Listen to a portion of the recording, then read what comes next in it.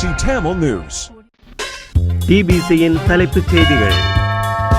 4 ராஜாங்க அமைச்சர்கள் உடன் அமலுக்கு வரும் வகையில் பதவி நீக்கம் செய்யப்பட்டுள்ளனர். இந்த நாட்டின் சாமானிய மக்கள் தீர்மானத்தினை எந்த திட்டத்தினாலும் தடுக்க முடியாது, எங்கள் வெற்றி உறுதியாகிவிட்டது என அனுரகுமார திசாநாயக்க தெரிவித்துள்ளார்.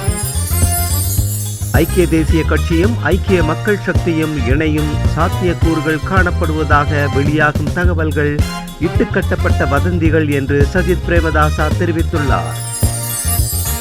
நாமல் ராஜபக்சவுக்கு ஆதரவை உறுதிப்படுத்தும் புதிய புரிந்துணர்வு ஒப்பந்தம் கைச்சாத்திடப்பட்டுள்ளது. 12 இயக்கத்தினால் ஏற்பாடு செய்யப்பட்ட நேரடி விவாதங்களில் ரணில் அனுர கலந்து கொள்ளவில்லை. ஏஜேஎம் முகாமில் மினுவாங்குடையில் இடம்பெற்ற சஜித் பிரேமதாசாவின் தேர்தல் பிரச்சார கூட்டத்தில் மேடையேறி அவருக்கு தனது ஆதரவை வெளிப்படுத்தியுள்ளார். காலத்தின் தேவையுணர்ந்து தமிழ் பொது வேட்பாளரை ஆதரிக்கும் நிலைப்பாட்டிலும் நான் உறுதியாக உள்ளேன் என நாடாளுமன்ற உறுப்பினர் சிவஞானம் ஸ்ரீதரன் தெரிவித்துள்ளார்.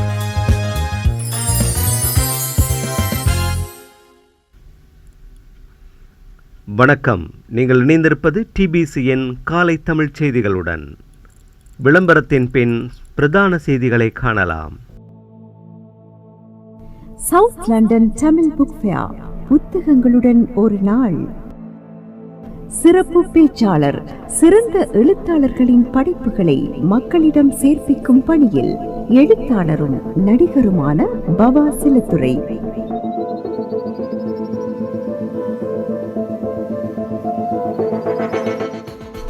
ஐக்கிய ராச்சியத்தில் பல பிரதேசங்களில் கதை சொல்லி நடிகர் பாவா செல்லத்துரை பேசுகிறார்.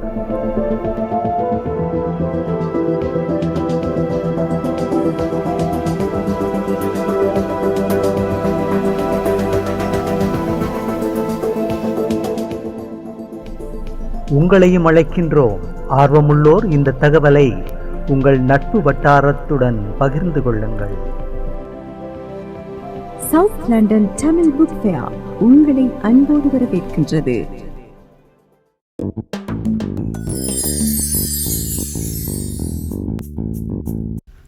இனி விரிவான செய்திகள். துறைமுகங்கள் மற்றும் விமான சேவைகள் ராஜாங்க அமைச்சர் பிரேம்லால் ஜெயசேகர, மின்சக்தி மற்றும் எரிசக்தி ராஜாங்க அமைச்சர் இந்திகா அனுருத்த, விவசாய ராஜாங்க அமைச்சர் மெஹான் பிரியதர்சன டி சில்வா, நெடுஞ்சாலைகள் ராஜாங்க அமைச்சர் ஸ்ரீபால கம்லத் ஆகியோர் உடனடியாக அமுலுக்கு வரும் வகையில் பதவியிலிருந்து நீக்கப்பட்டுள்ளனர். ஜனாதிபதி ரணில் விக்ரமசிங்காவினால் இந்த நடவடிக்கை எடுக்கப்பட்டுள்ளதாக ஜனாதிபதி ஊடகப் பிரிவு இதனை தெரிவித்துள்ளது. இலங்கை ஜனநாயக சோசலிச குடியரசு அரசியல் அமைப்பின் 47(3) ஆனா பிரிவின் கீழ் ஜனாதிபதிக்கு வழங்கப்பட்டுள்ள அதிகாரங்களின் அடிப்படையில் உடனடியாக அமலுக்கு வரும் வகையில் இவர்கள் பதவி நீக்கப்பட்டுள்ளதாக ஜனாதிபதி ஊடகப் பிரிவு மேலும் தெரிவித்துள்ளமை குறிப்பிடத்தக்கது.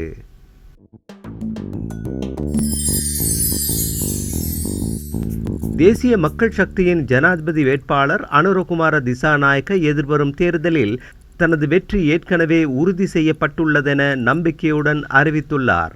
பொதுமக்களின் அசைக்க முடியாத ஆதரவை வலியுறுத்தி இலங்கையின் எதிர்கால ஆட்சிக்கான தனது பார்வையை கோடிட்டு காட்டினார். தேசிய மக்கள் சக்தி ஏற்கனவே வெற்றியை பெற்றுள்ளது.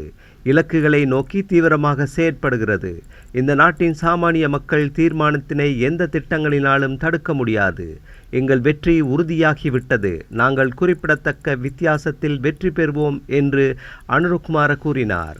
பல்வேறு அரசியல் பிரமுகர்களின் நம்பிக்கை மாறி வருவதை சுட்டிக்காட்டிய அவர் மக்களின் ஆணைக்கும் தற்போதைய பாராளுமன்ற ஆணைக்கும் இடையிலான முரண்பாட்டையும் எடுத்துரைத்தார்.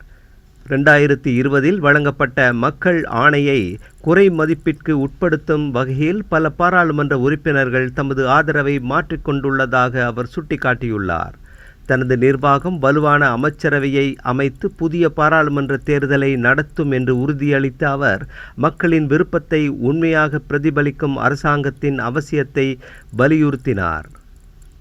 புதிய பாராளுமன்றத்தில் தனது அரசாங்கம் கணிசமான பெரும்பான்மையை பெறும் என்றும் அவர் நம்பிக்கை வெளியிட்டுள்ளார்.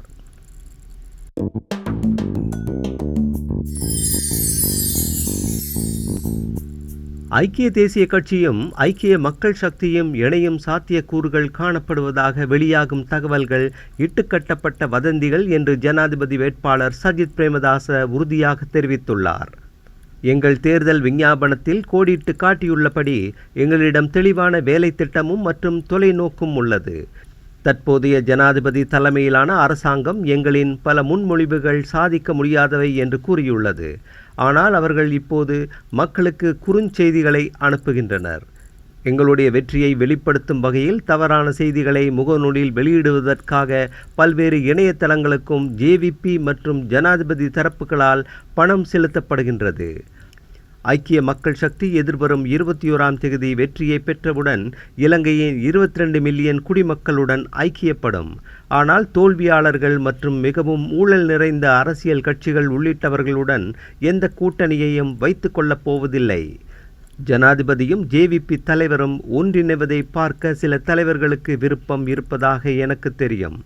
21ஆம் தேதி இந்த தேசத்தின் 22 மில்லியன் மக்களுக்கு ஒரு புதிய சகாப்தம் தொடங்கும் என்று பிரேமதாசா தெரிவித்தார்.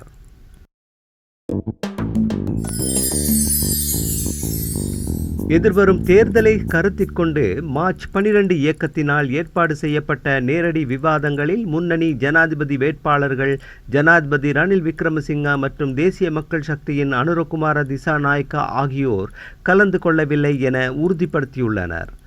16 வேட்பாளர்கள் விவாதங்களில் பங்கேற்பதை உறுதி செய்துள்ளதாக இயக்கம் அறிக்கை ஒன்றை வெளியிட்டுள்ளது. அதன்படி செப்டம்பர் 7, 2024 சனிக்கிழமை நடைபெறும் முதல் நேரடி விவாதத்தில் எதிர்க்கட்சி மற்றும் ஐக்கிய மக்கள் சக்தி தலைவர் சஜித் பிரேமதாசா, ஸ்ரீலங்கா பொதுஜன பெரமுன வேட்பாளர் நாமல் ராஜபக்ஷ, இலங்கை கம்யூனிச கட்சியின் திலித் ஜெயவீர மற்றும் சுயேட்சை வேட்பாளர் பி. அரியநேத்திரன் ஆகியோர் பங்கேற்கின்றனர். தேசிய ஜனநாயக முன்னணியின் ஜனாதிபதி வேட்பாளர் விஜயதாச ராஜபக்ஷ மற்றும் மக்கள் போராட்ட கூட்டணியின் நுவான் போப்பகே ஆகியோர் செப்டம்பர் 8ஆம் தேதி நடைபெறவுள்ள நேரடி விவாதத்தில் மேலும் பல வேட்பாளர்களுடன் பங்கேற்க உள்ளனர்.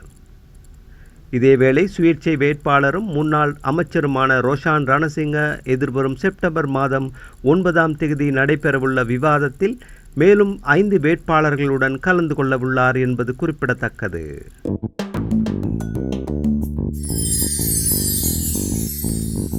எதிர்வரும் தேர்தலில் ஸ்ரீலங்கா பொதுஜன பெரமுனவின் ஜனாதிபதி வேட்பாளர் நாமல் ராஜபக்ஷவுக்கு ஆதரவை உறுதிப்படுத்தும் புதிய புரிந்துணர்வு ஒப்பந்தம் கைச்சாத்திடப்பட்டது. ஸ்ரீலங்கா சுதந்திர கட்சியின் தொகுதி அமைப்பாளர்கள் குழுவிற்கும் பெரமுனவின் பிரதிநிதிகளுக்கும் இடையில் புரிந்துணர்வு ஒப்பந்தம் கைச்சாத்திடப்பட்டது. கையொப்பமிடும் நிகழ்வில் ஸ்ரீலங்கா பொதுஜன பெரமுனவின் பொதுச் செயலாளர் சாகர காரியவசம் மற்றும் ஜனாதிபதி வேட்பாளர் நாமல் ராஜபக்ச ஆகியோர் கலந்து கொண்டனர். இந்த நிகழ்வில் உரையாற்றிய உதித்த லொக்குபண்டார, உங்களின் அமைச்சு பதவி எனக்கு வேண்டாம் என்று கூறி ஐக்கிய தேசிய கட்சியிலிருந்து வெளியேறி எதிர்க்கட்சியின் பக்கத்தில் அமர்ந்தார். அந்த சமயத்தில் டி.ஏ. ராஜபக்ஷவும் அவருக்கு துணையாக இருந்தார். அதே போன்றுதான் தற்போதைய சமயத்தில் நாம் ஐக்கிய தேசிய கட்சியின் பின்னால் செல்லாது நாமல் ராஜபக்ஷவுக்கு ஆதரவாக அவரின் பின்னால் நிற்கின்றோம் என்றார். இதேவேளை ஜனாதிபதி வேட்பாளர் நாமல் ராஜபக்ஷ ஸ்ரீமாவோ அம்மையாரினதும் பண்டாரநாயக்கவினதும் கொள்கைகளை ஏற்றுக்கொள்ளும் தரப்பினர் பெரமுனவின் கொள்கையை புரிந்து கொள்ள வேண்டும், அவர்கள் தமது மாறுபட்ட கருத்துக்களை தவிர்த்து எம்முடன் கரம் கோர்க்க வேண்டும் என்றும் அழைப்பு விடுக்கின்றேன் என்றார்.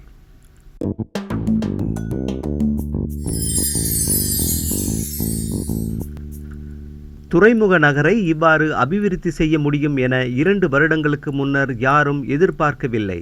சர்வதேச நாணய நிதியத்தின் ஆதரவுடன் அரசாங்கம் நாட்டின் பொருளாதார ஸ்திரத்தன்மையை ஏற்படுத்தி உள்ளமையினால் இன்று துறைமுக நகரின் நிதி செயற்பாடுகளை தொடங்க முடிந்துள்ளது எனவும் ஜனாதிபதி ரணில் விக்ரமசிங்க தெரிவித்தார்.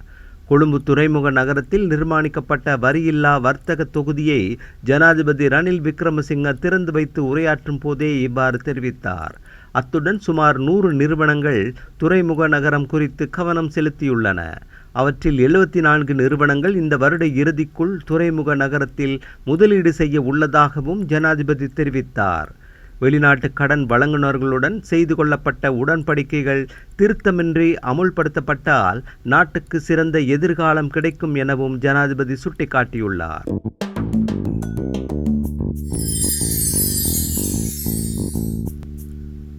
தேசிய ஜனநாயக முன்னணியின் ஜனாதிபதி வேட்பாளர் விஜயதாச ராஜபக்ஷவின் முறையான நாடொன்று எனும் துணிப்பொருளிலான தேர்தல் விஞ்ஞாபனம் இலங்கை மன்றக் கல்லூரியில் வெளியிட்டு வைக்கப்பட்டுள்ளது. சிறுபான்மை மக்களின் உரிமைகளை பாதுகாப்பதற்காக இருந்து வந்த ஏற்பாடுகளுக்கு சமமான ஏற்பாடுகள் அரசியலமைப்பில் உள்வாங்கப்பட்டமை, செனட் சபை முறைமையை நீக்கி அதன் அதிகாரத்தை பாராளுமன்றத்துக்கு வழங்கியமை, அரச சேவை ஆணைக்குழுவை நீக்கி அதன் அதிகாரத்தை அமைச்சரவைக்கு வழங்கியமை போன்ற காரணங்களால் நாட்டில் தேசிய ஐக்கியம் வீழ்ச்சியடைந்தது. அரச பொறிமுறை அரசியல் மயமாக்கப்பட்டது. அதனால் மக்களால் அந்த அரசாங்கம் தோற்கடிக்கப்பட்டு 1977 புதிய அரசாங்கம் ஒன்று அமைக்கப்பட்டது.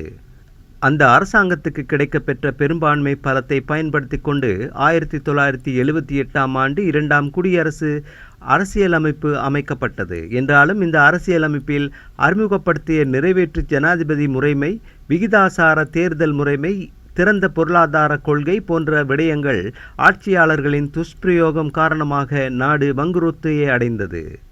அதனால் அனைத்து இன மக்களுடன் கலந்துரையாட புதிய அரசியலமைப்பின் தேவைப்பாடு தொடர்பில் தேர்தல் விஞ்ஞாபனத்தில் சுட்டிக்காட்டப்பட்டுள்ளது. ஊவா மாகாண ஆளுநர் பதவியை ராஜினாமா செய்த AJM முசாமில் மீனுவாங்கொடையில் இடம்பெற்ற சஜித் பிரேமதாசவின் தேர்தல் பிரச்சார கூட்டத்தில் மேடையேறி அவருக்கு தனது ஆதரவை வெளிப்படுத்தியிருந்தார். அங்கு கோட்டாபய ராஜபக்ச ஆட்சி காலத்தில் ஆளுநர்கள் அரசியலில் ஈடுபட தடை விதிக்கப்பட்டிருந்தது. ஆனால் ஜனாதிபதி ரணில் விக்ரமசிங்காவின் வெற்றிக்காக ஆளுநர்கள் நேரடியாக பிரச்சார நடவடிக்கைகளில் ஈடுபடுகின்றனர். இது பொருத்தமற்ற அரசியல் கலாச்சாரமாகும் என்று குற்றம் சாட்டினார். அத்துடன் 1க்கு 2 முறை சிந்தித்து தீர்மானத்தை எடுக்குமாறு ஜனாதிபதி செயலகத்திலிருந்து எனக்கு அழைப்பு வந்தது. நான் ஆழமாக சிந்தித்து தான் இந்த தீர்மானத்தை எடுத்துள்ளேன். அதேபோன்று இந்நாட்டு மக்களும் 21ஆம் தேதி சரியான தீர்மானத்தினை எடுத்து தனது கடமையை நிறைவேற்ற வேண்டும் என்றார் முசாமில்.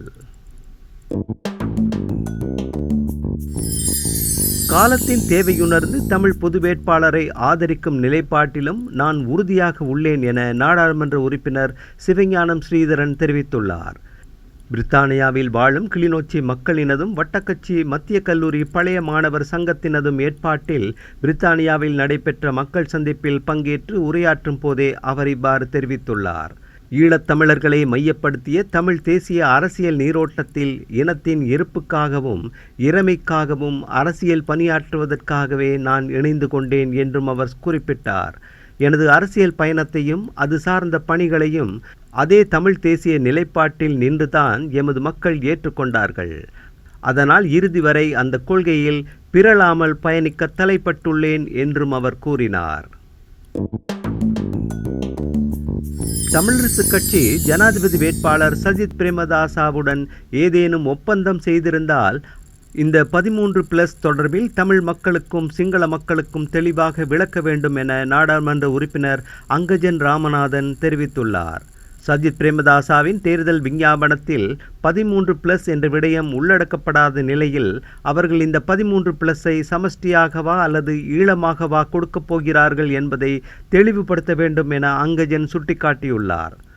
அவ்வாறு தெளிவுபடுத்தப்படாவிட்டால் இது தமிழ் மக்களின் வாக்குகளை மறுபடியும் போலியான வாக்குறுதிகளை கொண்டு நிபந்தனையற்ற ஆதரவை கொடுப்பதற்கான ஒரு முறைமையாகவே கருதப்படும் என்றும் நாடாளுமன்ற உறுப்பினர் குறிப்பிட்டுள்ளார். இதேவேளை பொது வேட்பாளரின் தேர்தல் விஞ்ஞாபனம் வெளிவருவதற்கு முன்னதாகவே தமிழரசு கட்சி தனது ஆதரவை வெளிப்படுத்திய பின்னணி சந்தேகத்தை எழுப்பியுள்ளதாகவும் அவர் கூறியுள்ளார்.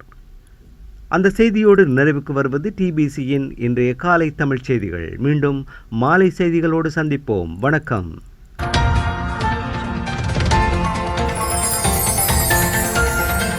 TBC Tamil News.